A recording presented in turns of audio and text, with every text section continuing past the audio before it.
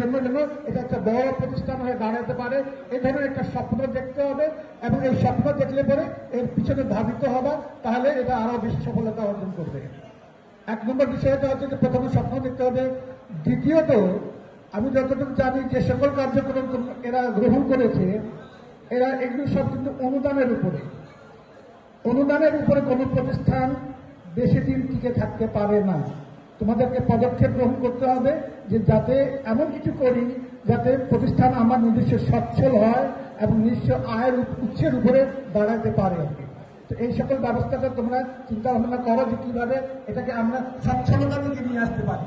আর তৃতীয় বিষয়টা হচ্ছে যে আমাদের সমাজে অনেক লোক আছে, ওদেরকে ইংরেজিতে বলা হয় ডগ ইন দ্য ম্যানজেল। এরা কিন্তু কোনো ভালো কাজ করে না, ভালো কাজ করতে দেয় না, এবং যেসব যারা ভালো কাজ করে তাদের পিছনে অপপ্রচারণা করে। আমরা কিন্তু অপপ্রচারণা যুগে বসবাস করছি। এমন অপপ্রচারণা করবে যারা এই সকল প্রতিষ্ঠানের সাথে জড়িত, যাতে মানে শুনে অবাক হতে হবে সবাই এবং একটা বিভেদ সৃষ্টি হবে।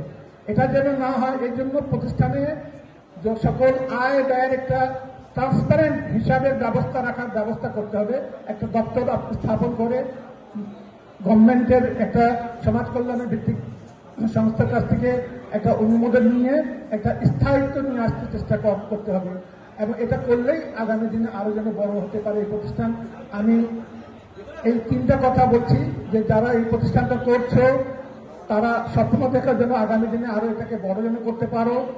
তারপরে দ্বিতীয় বিষয়টা হচ্ছে বলছি যে একটা আয়ের উৎস বের করতে হবে যাতে প্রতিষ্ঠানটা নিজে আয়ের উপরে ইনকাম করে মানুষকে সহযোগিতা করতে পারে।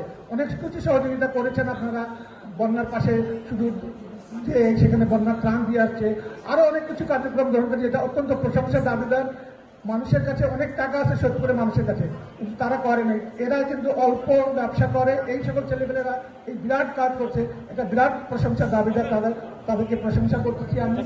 এবং তৃতীয় বিষয়টা বলছি যে একটা স্বচ্ছতার জন্য একটা বড় অফিস করে স্বচ্ছতা নিয়ে আসার ব্যবস্থা করার জন্য। আর এটা অত্যন্ত ভালো উদ্যোগ মানুষের কাজ করার জন্য।